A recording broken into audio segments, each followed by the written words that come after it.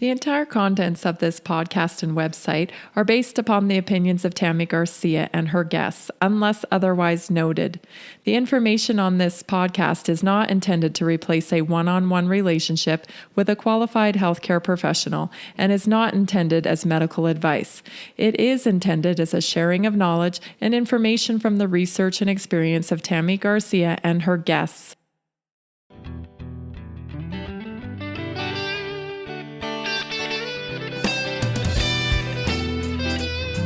This is the Naturally Inspired Podcast, coming to you from our 1890 homestead in Johnstown, Colorado. I'm Tammy, and I want to thank you for joining us. Let's get started and help people feel good so they can do what they love for longer.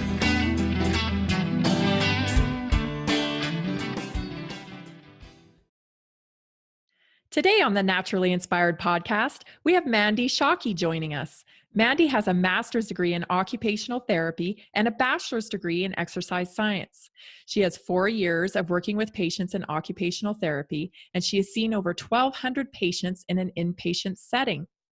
She is also a certified yoga teacher and started a yoga program for stroke survivors and employees at the clinic where she practiced. She specializes in neurological rehabilitation and Nero-vision post-brain injury, concussion, and stroke. Mandie has recently started in a new role where she is building a neuro outpatient program in Northern Colorado with Colorado in Motion. Welcome, Mandie. Thank you for having me. Yeah, I'm so glad that you're here. So I just want to give our listeners a little bit of background about you, Mandie, so they can get to know you. So can you tell me a little bit about yourself? Where were you born? I was born in Wichita Falls, Texas. Really? I didn't know that. Texas. Yes. Where's your accent? Apparently, if I'm really sleepy or if I've had a couple of beers, according to my husband, but I've never really had that thick Texas accent. I'm sure it comes out occasionally. That's awesome. I can commiserate with you with accents a little bit because my Canadian accent, I'm told, comes out from time to time too, especially when I've been talking to my friends a lot. If I've been talking to my friends on the phone a lot, and then I'll get back to talking to somebody here and they're like, wait a minute, you sound different. So I can totally relate. So tell us where you live now, Mandie. I live in Milliken, Colorado now, and I've lived in Colorado for 20 years now. Nice. And do you like living in Colorado? Oh, I love it. Yes. Yeah. I lived in the mountains when I first moved here up in Grand County. And then moved down here to the Front Range about 8 years ago. Nice. You take advantage of the mountains and whatnot, I'm sure. I do. I love it. Yes. Anytime I can. That's awesome. So tell us a little bit about your family. So I'm married, my husband Clay, and we've got two, they're my step kiddos. Austin is 16 and Alexandra is 15. So we are in the thick of teenagerdom. Yes. And I've got, of course, you can't forget the fur babies. I've got 2 dogs, Bear and Babe. Oh, what kind of dogs do you have? They're both rescue mutts, but one is a German Shepherd mix and the other is a Catahoula hound dog. Oh, nice. That's a nice mix. And mutts are the best, I feel like. They are. No, absolutely. Cool. Well, I wanted to today introduce you to our listeners, but also to share your story with them now that we know a little bit about your background. Can you tell us a little bit about, your story with natural health? You've been active your whole life, right? I have, yes. Okay, but you've also experienced some seasons with your health. And I think that's like everybody, right? We go through storms and whatnot. So can you tell us a little bit about that? Yeah, absolutely. I can definitely say I've been fortunate with my health. I've had no major catastrophes, and working in healthcare, I definitely see all ends of the spectrum. So I'm definitely grateful for the good health that I've had. But I came to natural health and just kind of had some checks, with how I was living mostly with women's health, because I had pretty significant fibroids whenever I was 33. I had a partial hysterectomy, and then whenever I was 38 or 37, I ended up with endometriosis with the ovaries that were left. So then ended up having ovaries removed and woke up in surgical menopause, which is not anything that I recommend at all.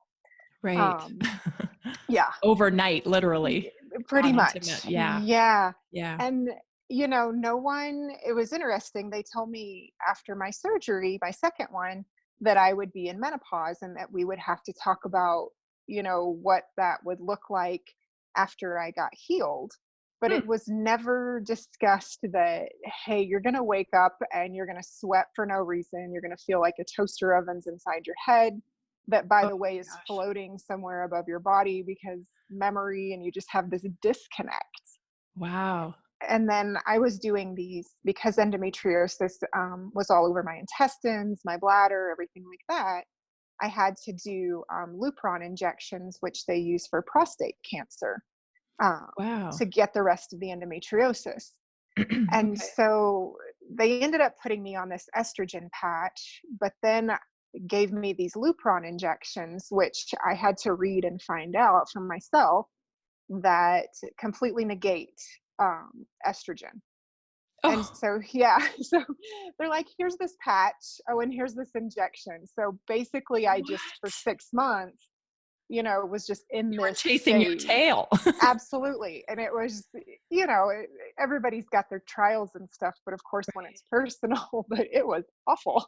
And Yeah. so I just kind of started doing some research, asking some people that have gone through menopause and gone through similar situations, Mhm. um, just kind of what they did to mitigate those menopause symptoms, rather. Because here I was, 37, 38-year old, my last semester of grad school, by the way, Oh going my through this gosh. surgery. Yeah. Oh my And gosh. trying to navigate life, but then also still feel like me, still feel like a woman, still feel, like I had a connection to my body. Right. And so that's where I had always practiced yoga, I'd always practiced meditation, but I really just started sinking into the mindset Yeah. and what yoga can do for your body, Uh-huh. physically, health wise, mentally, of course, too. And then also started looking into some more, because everything that I would mention into the doctor, it would be, well, here's another prescription, here's another this. And Right. I just felt like, okay, you gave me this patch, then you gave me this injection, and they're both negating each other. Right. Why would I add more chemicals into my body? Right. And so that's Which whenever is I common started. sense, right? Like, Exactly. it's Yeah. you went with your own common sense, like, "Hey, this doesn't make sense to me." Right. Yeah. And so, fortunately, the life of the internet, I was able to kind of do my own research and find out what works for me through natural supplements. And I continue those supplements to today. And if I don't take them, I definitely notice a difference. Like if I go, on a trip and forget something, Right. I definitely notice that difference in my body. Yeah. That's amazing. I experienced the same thing actually. Yeah. So, I can totally relate to that. So Yeah. that's kind of how I came into more of a natural health mindset, was just through my own experience, and that piece of being in the medical field before I actually started really working in the medical field, Right. um, kind of gave me a different mindset with patients and my own body and I my own bet. healing. Yeah. That's awesome. So then was this experience what led you to your current work with occupational therapy, or you had already decided before then? Um, I had decided before then. I was pre-physical therapy back when I got my bachelor's degree in 1998. okay. And yeah, and then promptly went into a 13-year career in construction because those relate. Not at all. Well, it's so common though, It right? is. No, That's that's when I funny. moved up to Grand County in the mountains, and not a lot of physical therapy schools up there, or need for it, of Right, course. Yeah. right. And so, yeah, kind of had a little pause, live life, and then moved down here to the Front Range. And that's when I met my now husband, Clay. And he actually, within 2 months of us meeting, had two major strokes. Oh my gosh. Yeah. And so I was still in construction. He was still an iron worker at the time. And so, recovering from the stroke, we ended up at the rehab hospital. Yeah. And so I met the therapist there, a couple of occupational therapists there, and an OT student actually. And they convinced me to go back and finish my master's degree, get out of construction. And And do what you're so, supposed to be doing. yeah.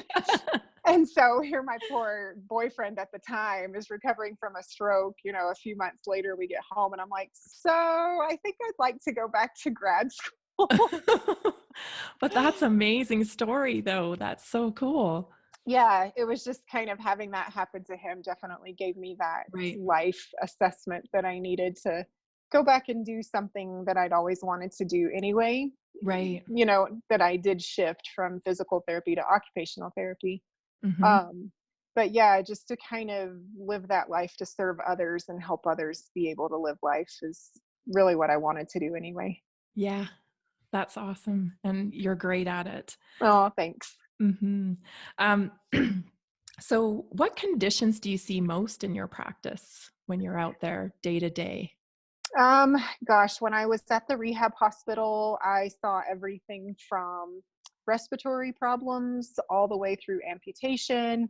Oh, wow. Um, you know, Respiratory problems. So in what capacity can you help someone with a respiratory problem with occupational therapy?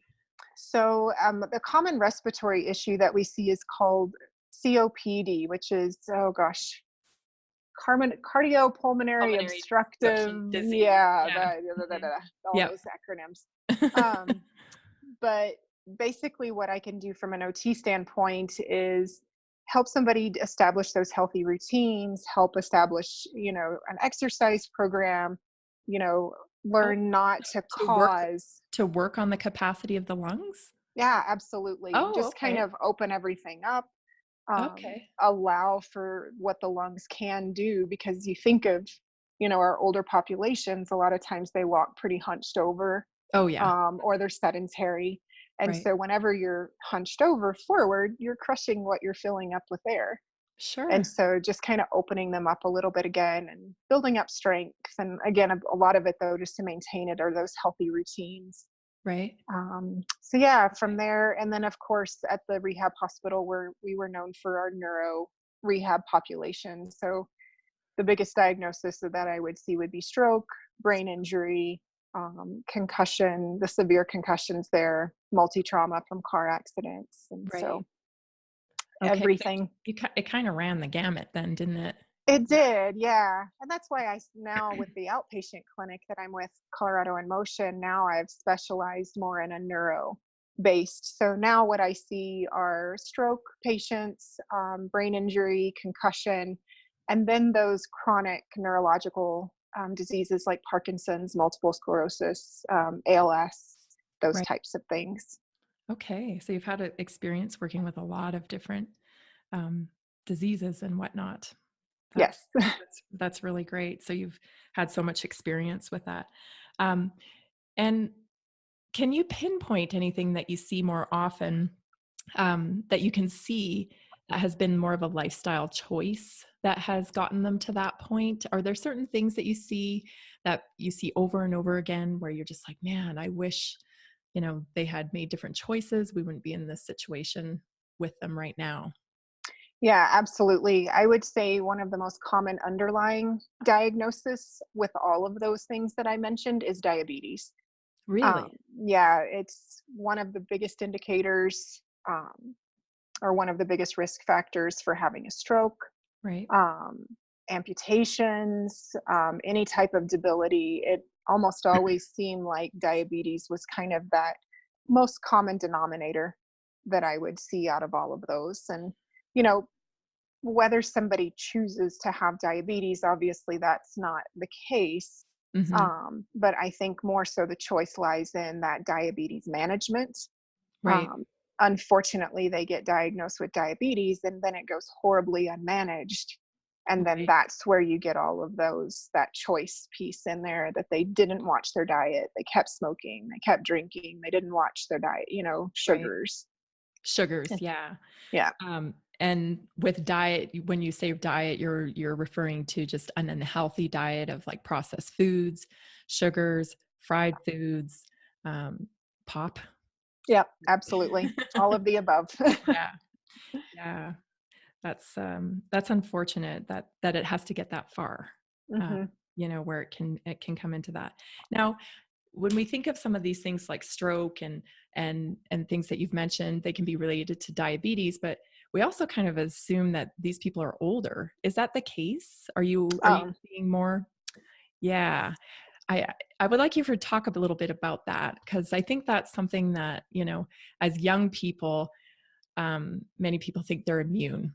mhm. But the amount of sugar that people are taking in today is drastically different from what people were taking in like back in the 1960s or whatever. So Yeah. is tell us about that and how you're seeing it and how it affects the ages in diabetes. No, absolutely.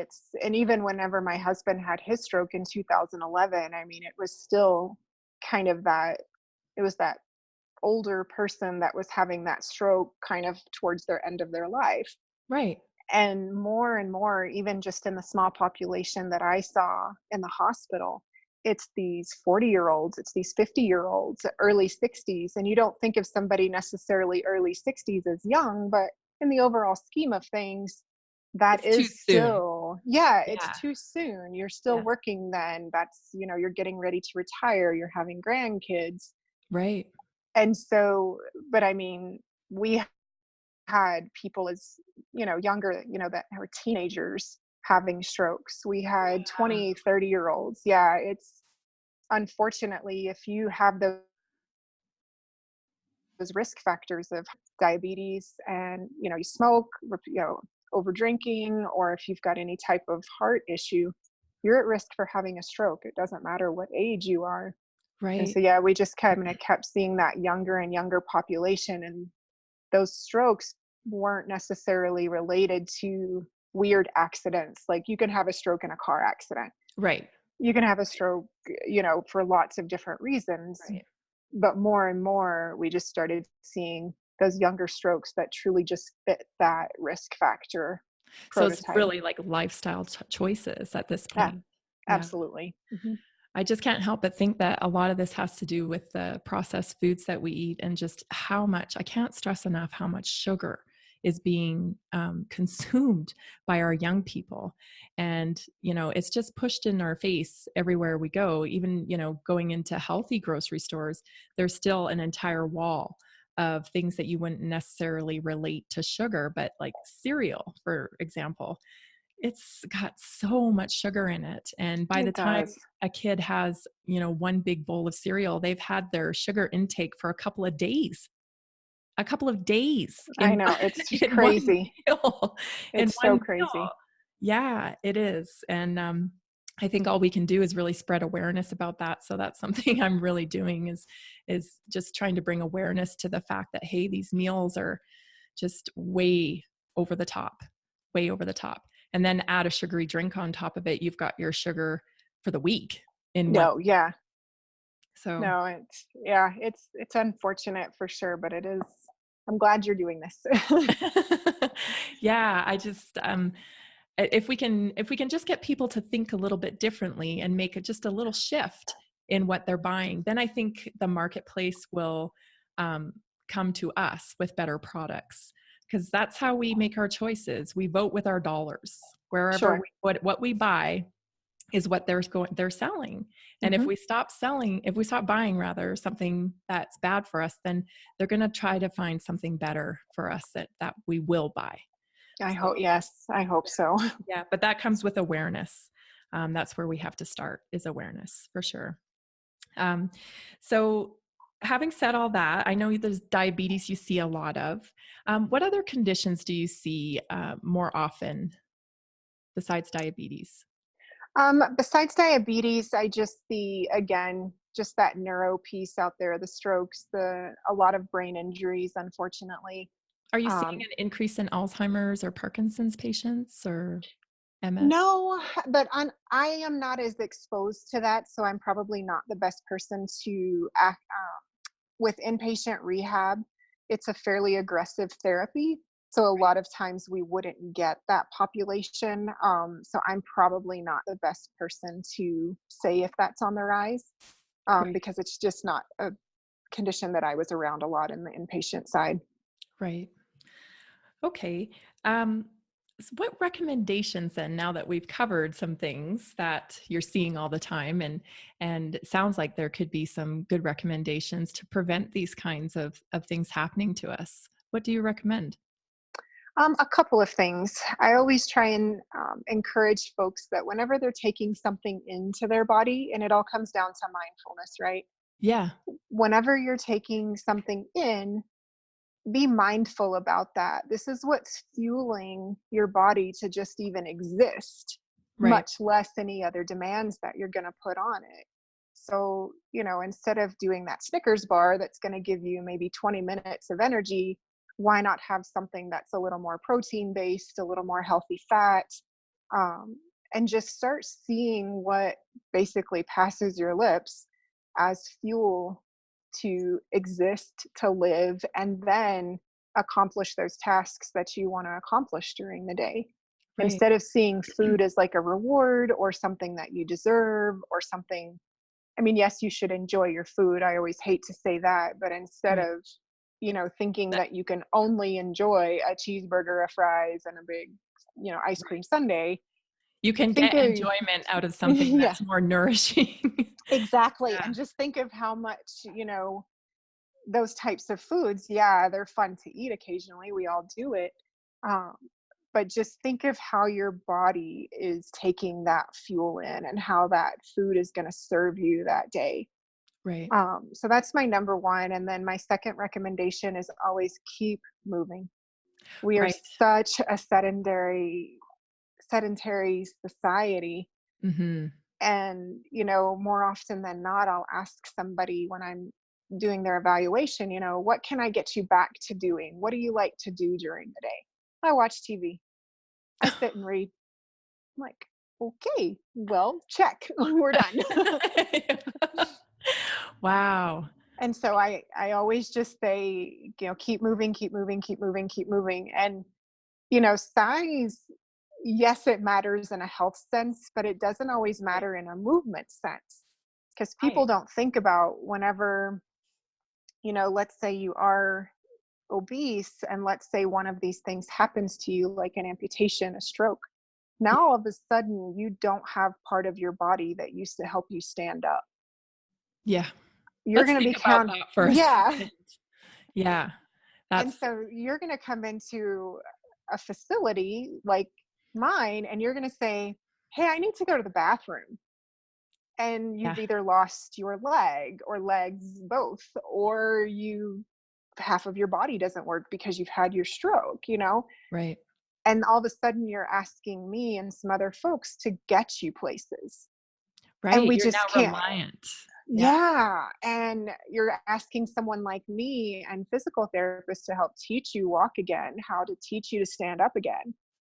And there just becomes this body size piece does come into play, but also your prior ability with movement. If you were Right. sedentary before and you didn't go for walks before, you didn't exercise before, you couldn't get up out of the floor Right. before, So is this or where muscle memory comes into play here? I think muscle memory and then just that prior established cardiovascular endurance. Um, Right. if you're used to moving, if you're used to being a person that's always, or you're an active person, Mhm. you're just going to recover better. You just Right. are. Right. Um, you've got a better base of fitness essentially. Right. Your muscles are in better shape. They've got, more capability.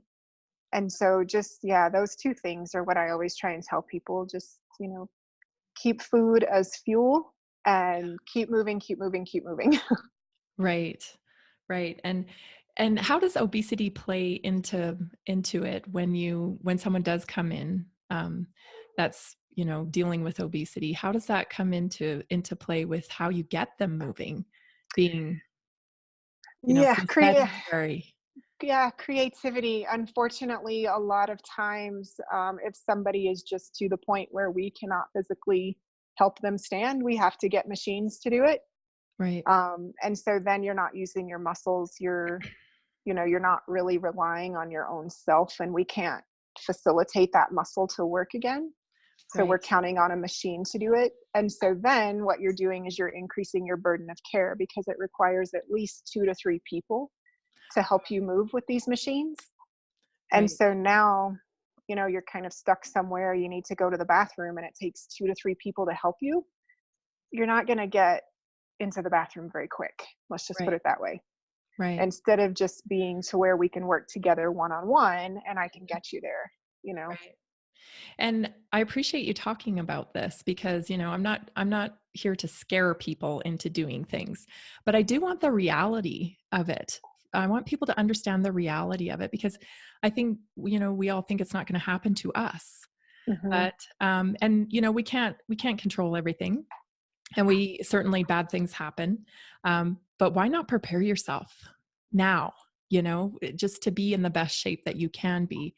Um, that, in the off chance that some kind of event like this happens, even a car accident, Oh, yeah, recovering from a car accident or recovering from anything, you're just better off when you went into it in better shape. absolutely. And, I mean, newsflash, we're all going to die. Our bodies are meant to Yeah. deteriorate. Something is going to happen eventually. Right. And so, yeah, you're right. You can't control how we're going to leave this world, Right. but you can definitely control or have some control over your quality of life and just be better prepared if these things do happen this way.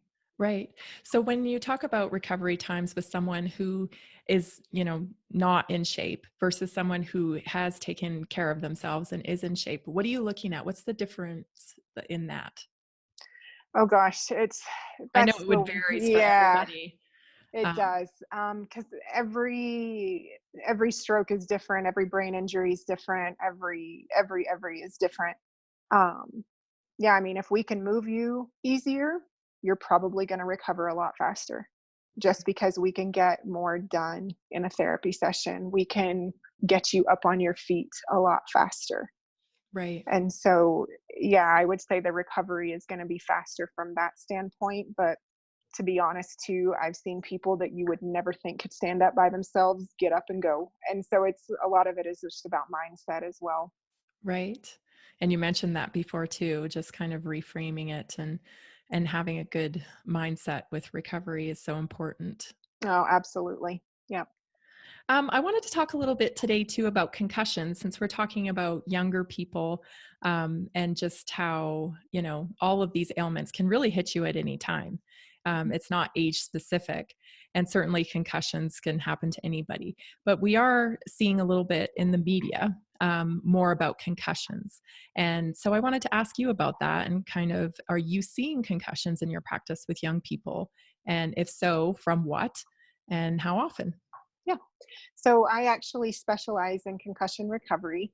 Mhm. So I probably see more than most. And it runs the gamut. It runs from a 6-year-old in gymnastics that fell off the balance beam Okay. all the way up to somebody that's in their 80s or 90s and fell and broke their hip Oh, and yeah. never even hit their head, because you can have a concussion from not even hitting your head.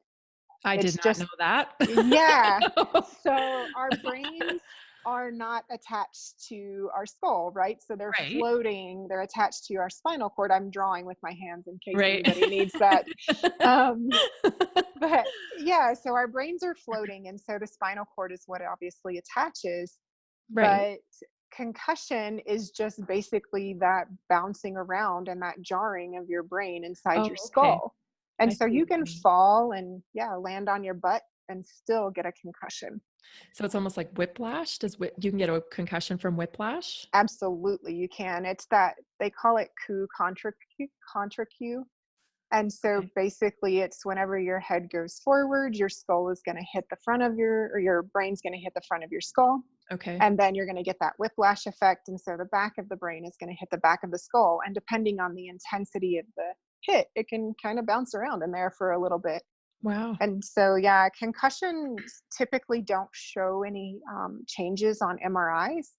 Okay. So you're not going to see the big holes and the big bleeds a lot of times that you will with more severe brain injury or stroke.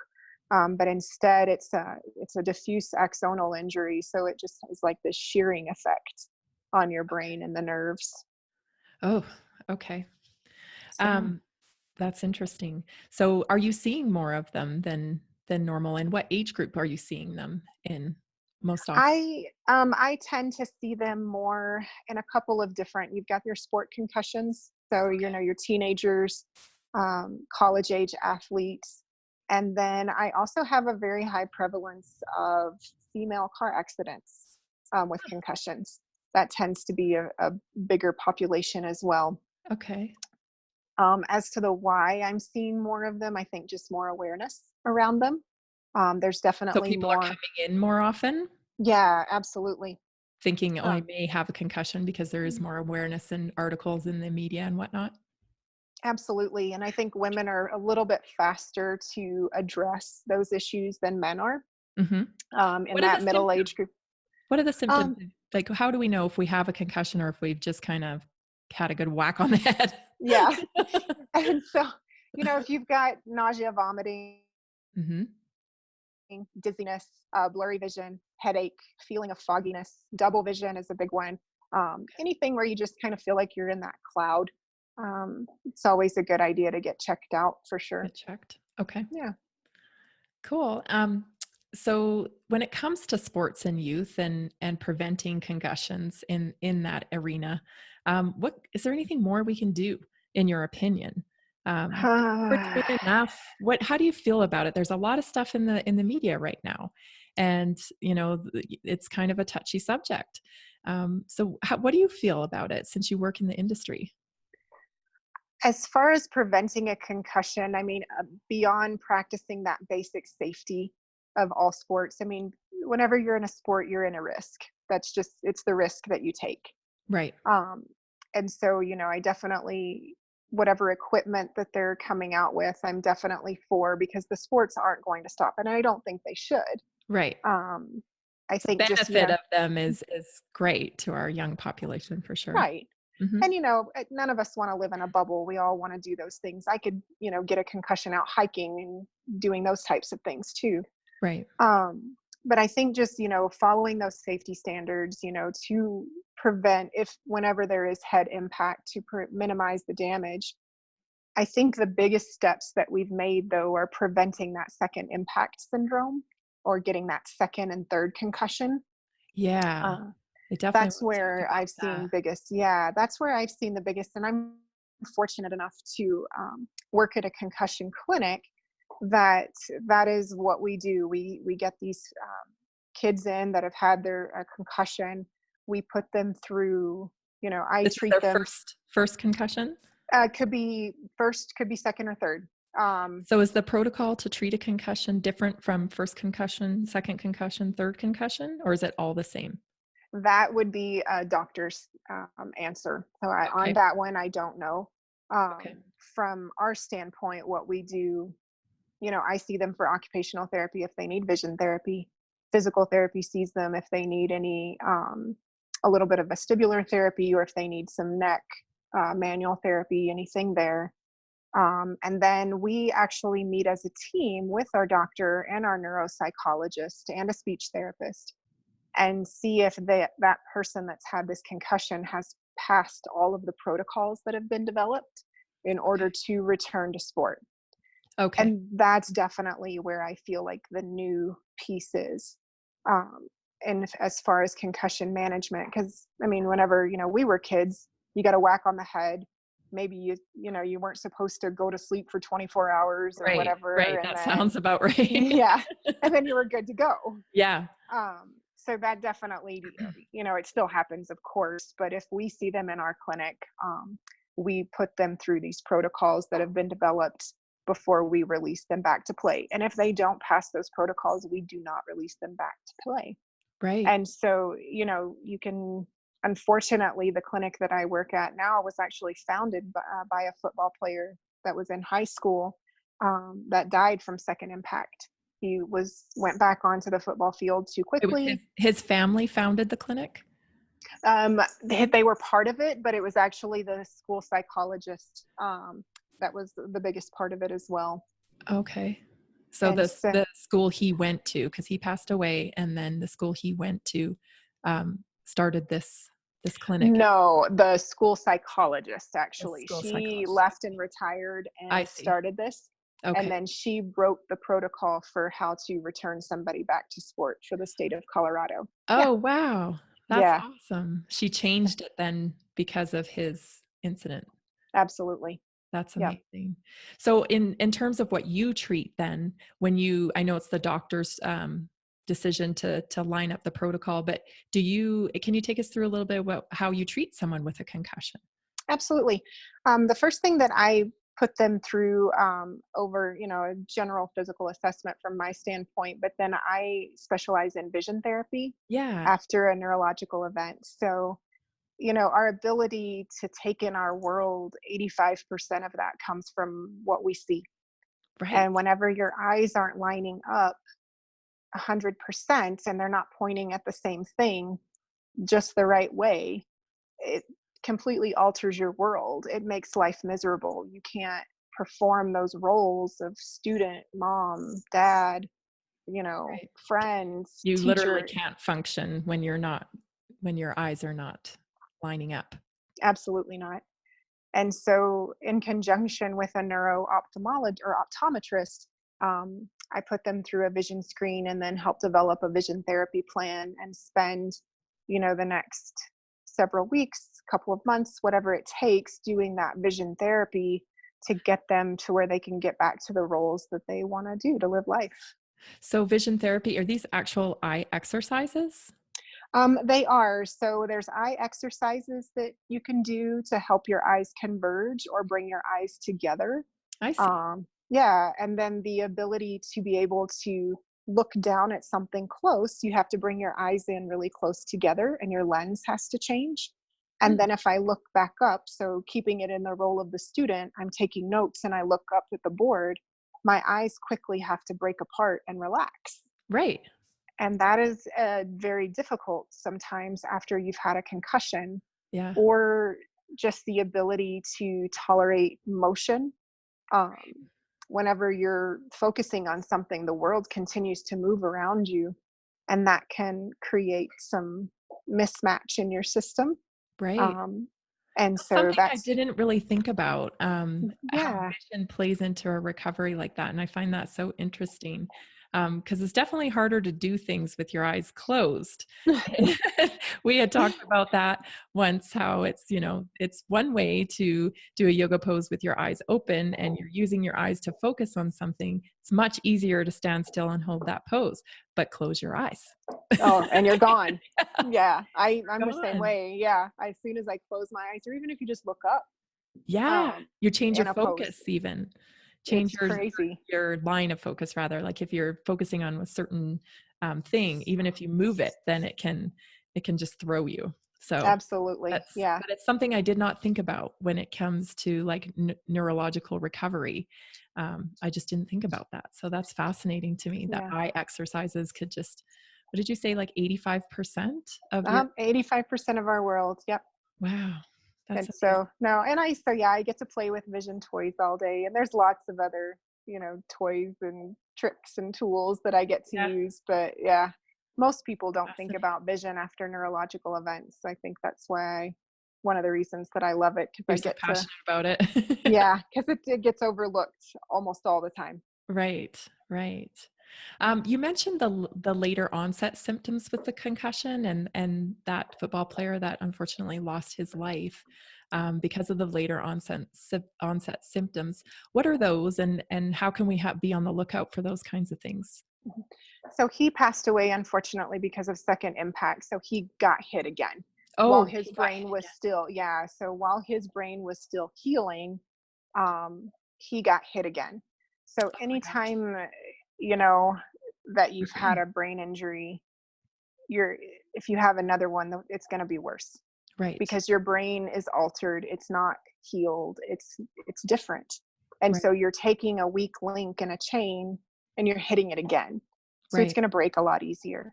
right, Um, and so we see, the more concussions that people get, it becomes very severe brain damage. And so a lot of the symptoms that we see later, especially with that chronic traumatic encephalopathy group, the CTE group, mhm, um, those are going to be kind of those frontal lobe brain functions that we have, like our memory, our problem solving, our ability to control our emotions. Um, Right. that's probably one of the biggest ones, just kind of that inhibition, um, and reasoning through something is what we see most typically with just those chronic concussions that have had blow after blow after blow. And It's those are like your boxers, those are your professional football players, those are people that have just had far beyond and above what any brain should have trauma to. right. And what sports do you see that actually the players suffer more? I think for sure we can agree football is probably one of them, but what are some other ones that you know off the top of your head? Boxing, Boxing, yeah, yeah, that's a biggie. I've not seen this, but I have, just in reading research and stuff, I've heard soccer actually has quite a few, just because of the impacts that they have to their head with not only the ball, but with each other, right. those types of things. But I would say those. Basketball, basketball. Uh, I haven't heard, I'm sure it exists, but I haven't seen a lot of that, to be honest. Mm-mm. Okay. Okay, well, good to know, definitely, and I think we're all just kind of aware of it much more with in the last few years. Or I know there was a movie out about it, and so as a parent, I know that we hear a lot more about it in the media now. And I always wonder, is it more prevalent, or is it just that it's being talked about more? Um, I think it's probably just being talked about more, because if you think of those sports that we've mentioned, they've been around for a really long time. yeah, And yeah, so as life expectancies increase, I think what we do to our body early on just starts getting studied more and more, because we live longer right, and the technology's there too. So right. Um, I want to move on a little bit and talk about what you experience and what you know about mindset when it comes to recovery. mhm. It's so important to have a good mindset, obviously, when you're coming through a recovery situation. But specifically, how do you build a treatment plan for somebody based on their mindset, and how much does that play in to recovery? It's everything. Really? Oh, yeah. If you come into something and you're just of that mindset that this is it, I'm done, this is the rest of my life, I'm Mhm. over, then yeah, you're right. It is. You're going to be Right, over. right. Um, if you have that resiliency, if you've got, don't perseverate on your symptoms, don't own, Your labels. yeah, don't own, we live in this body, yes, and whatever your beliefs are, but you can always overcome. It may look different. Mhm. If you want to go fishing again, yeah, it may look different after you've had something happen to you, but you can still fish. Right, So I always tell right. people with occupational therapy, because I help people get dressed, of course, sometimes. Yeah. I'm like, it doesn't matter how you put your pants on as long as your butt's covered before you leave the house. Now that sounds like Texas. Yep, that does, doesn't it? Yeah. Totally does. Yeah. Yep, a little Texas came out there. Yep, it did. I like But it. it's so true. It It's is, just, yeah. we pick the things that we love in life, and we find a way to do them, Right, whatever that looks like. And so using that as your motivation instead of just dwelling. And you're right, going to have sadness, you're going to have days where you just don't feel good, you're going to have days where right, you just feel sad, and that's normal. We all do that even without a condition or an illness. right. But yeah, I feel like having that mindset of just not getting stuck where you are in the moment. Yeah. And how do you bring someone forward in their mindset in your work? What are some I've seen you work a little bit, fortunately, because we practice yoga together. Uh-huh. So, you're so down to earth and you really meet people where they're at. So I just how when you're in your work setting, how are you connecting with them? What do you say to make somebody understand that it's perfectly fine where they're at? I think it's important to show people where they can be successful. And so, like you said, just coming down to, or not coming down to, just kind of meeting them where they are Right. and letting them experience some success. Right. Setting up something, setting up a task, setting up an activity or a transfer or a walk or whatever, And where hanging on you, to that success, right? yeah, where that they're gonna rock it. That they're gonna do great. And then you get them there, and maybe you push them for another minute, maybe you push them for 5 more feet, depending, you kind of have to read it, of course. Right. But just showing them that success that they can have still, and Mhm. then showing them that they're capable of a little bit more. Right. And so that's probably the biggest way that I help people kind of get unstuck from where they are. Nice. And I know you can't speak about specific cases, obviously, but have there been any remarkable cases that you can tell us about that you've just been like, wow, that person did such a great thing here? Yeah. Oh gosh, there's a million. It's Is there? hard That's to, awesome. yeah, it's so hard. I love what I do. It's so hard to narrow it down, but yeah, there's so many that come to mind, but one of them is more recent. She was young. She was 50, and she was a school teacher, or is a school teacher Uh, actually.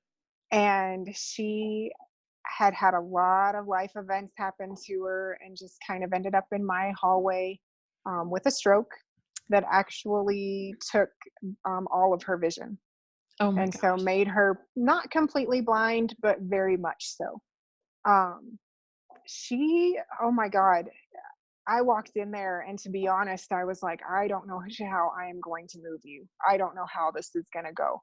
Wow. And so she was just the most amazing person. She always, had I wouldn't say a smile on her face. We definitely had some cry sessions too, but she ended up being able to go back home alone, blind. And I mean, Wow. yeah, she was just the most amazing person. She proved everyone in that hospital that she could do it. She walked out of there. It took two of us to help her stand the first day just to get her pants on. Wow. And How long is it from stroke to when they get to see you? How long is that time frame? that depends on their medical acuity. So you have a stroke, they go to, emergency room typically is where they end up next. And then it just kind of depends on their medical acuity or their severity. They might be in ICU, they may need I see. So when they're ready. to go to a long-term care. So that, yeah, it just kind of depends on. And now being an outpatient, that's going to vary as well. It can be anywhere from a few days up to 6 months. Right. So yeah, just depends on their course. But when this particular patient came to you, she could not stand at all. No, she had been in the hospital for a month.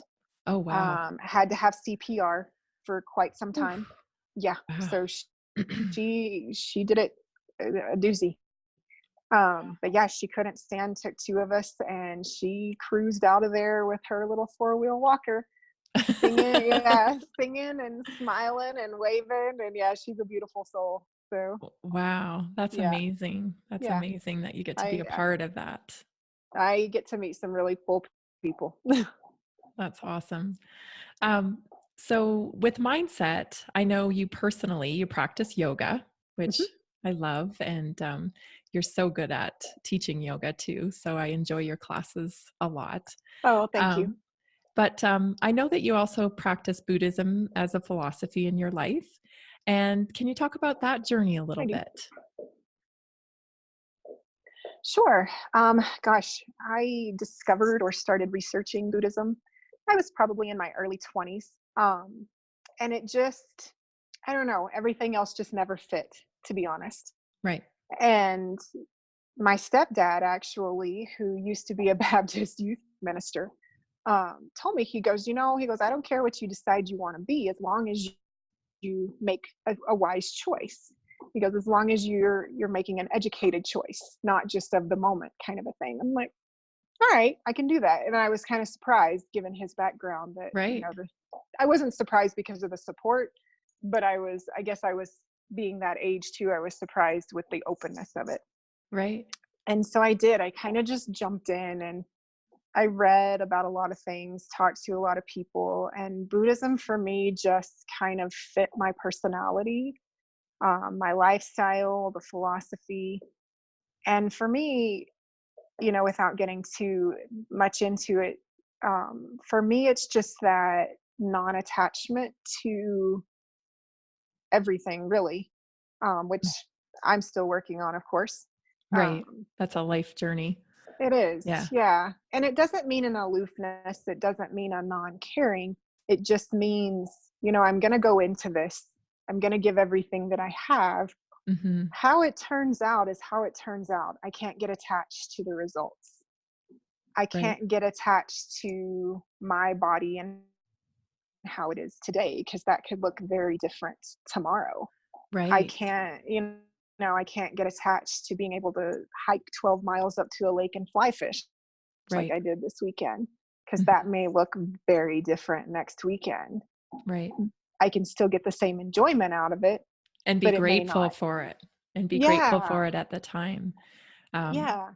but yeah, it's almost like if you have peace inside, it shouldn't matter what happens on the outside if you can just really work on your peace on your inside and you hold your Right. peace. It's like storms can happen outside, but as long as you're calm inside.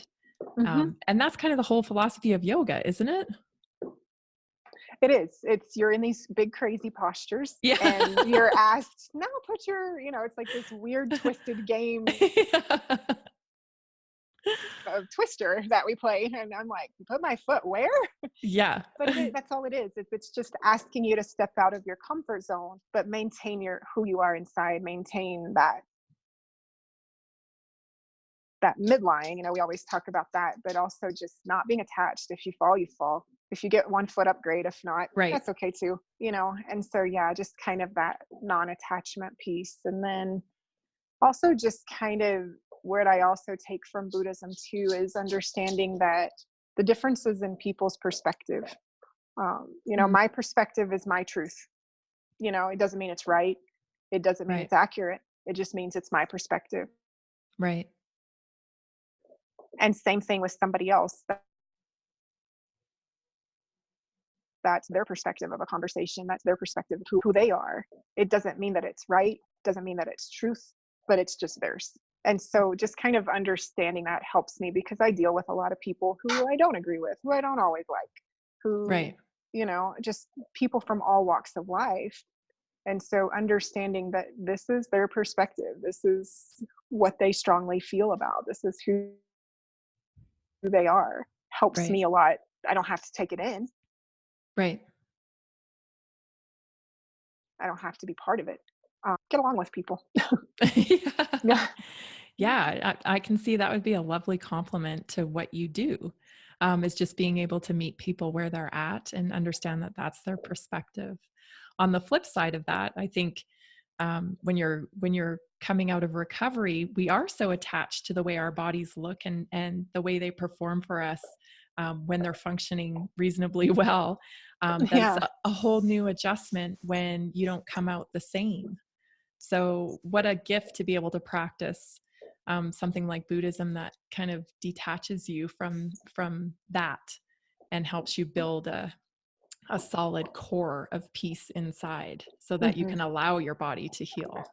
Right. Or and let it go, and Hmm. just kind of let that self go. Let it, yeah. Just not, like I said, just not attached to it. Yeah, yeah, that's awesome. So, if you could give a top 5 list of things, I know we covered a couple things already that you feel pretty passionate about, but Mhm. I'm looking for small shifts that people Ah. could make um, in lifestyle.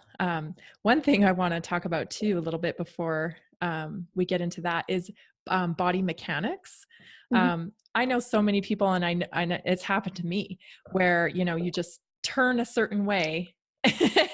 And oh my gosh, I've pulled my neck, like I can't. And you literally think that you just pulled your neck right then and there. Yeah. And that's not really the case, is it? No, not necessarily. So how does body mechanics play into those types of injuries where we just kind of all of a sudden one day I just, killed my neck. Yeah. And that's honestly, I mean, I do it. It's age. There's that part of it too. But Right. also, I think it probably happens a little bit more whenever our bodies aren't as fluid. We don't have those muscle Right. layers to protect it. We don't have those fluid joints, that Right.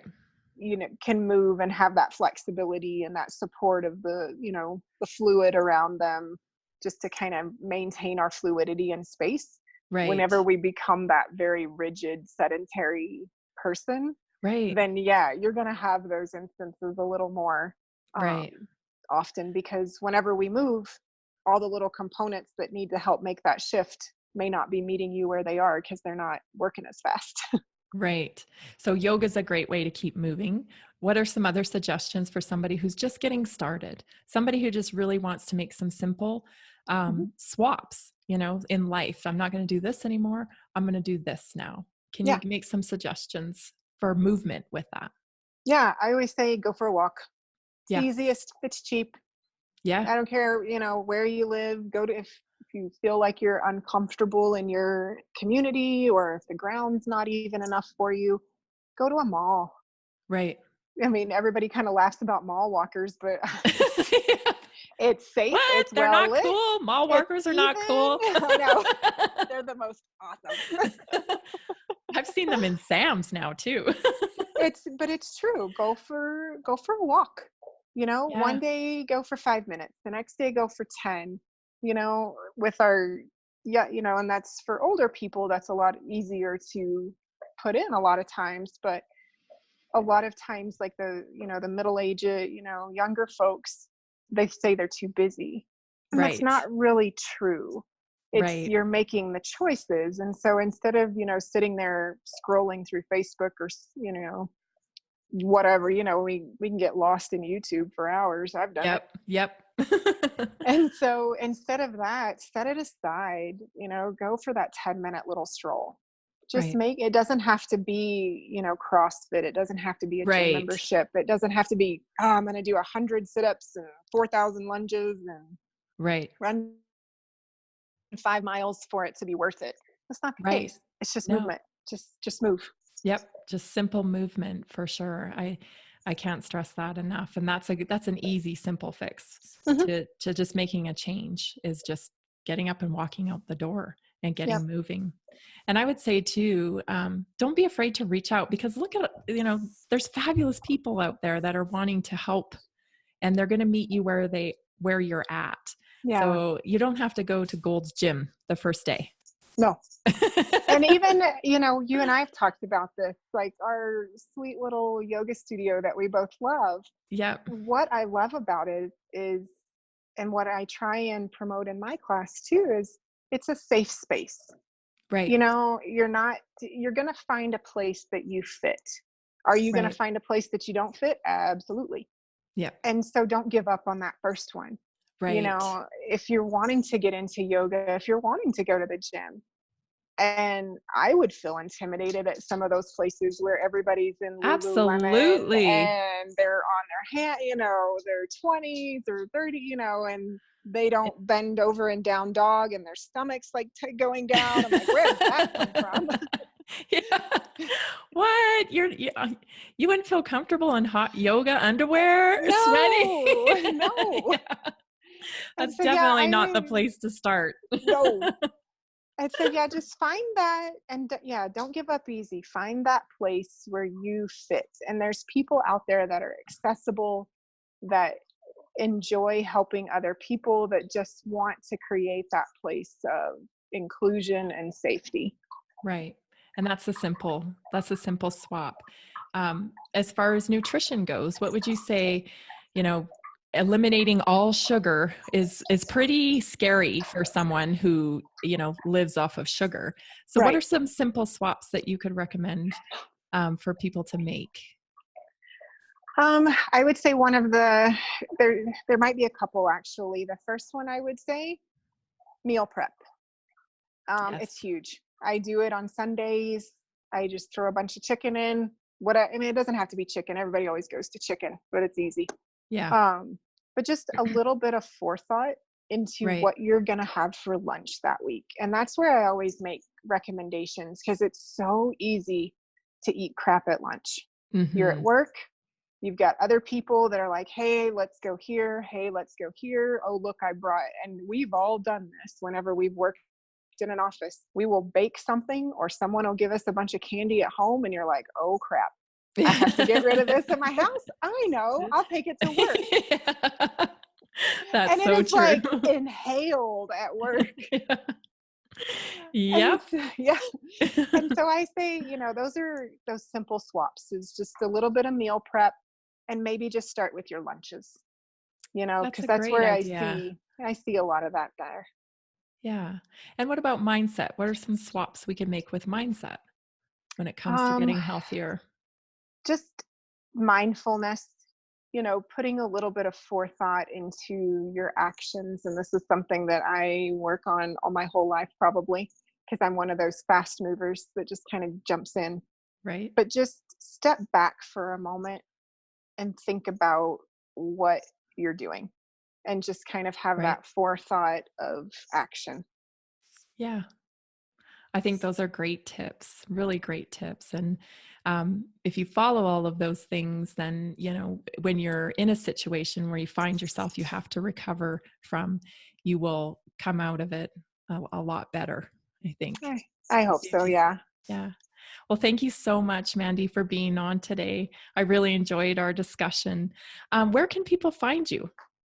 So like I said, I'm an outpatient therapist at Colorado in Motion in Fort Collins, Right? taking patients. And so you can go to coloradoinmotion.com and find me there, or you can connect to my or my Facebook page, Blooming Yeah. Lotus OT plus Yoga. And so you can hit my Facebook page and message me there. Yeah. Also, places, or you can email me, bloominglotusot@gmail. That's awesome. And I highly recommend getting to meet Mandie, because she will definitely meet you where you're at and help you through your journey to become healthier. So Thank you. thank you, Mandie. Thanks again. If the naturally inspired movement makes sense to you, let's do this together and transform the medical model and help people take charge of their health. Learn more about how you can join the Naturally Inspired movement by going to naturallyinspiredadvocate.com or call me at 970-475-4862.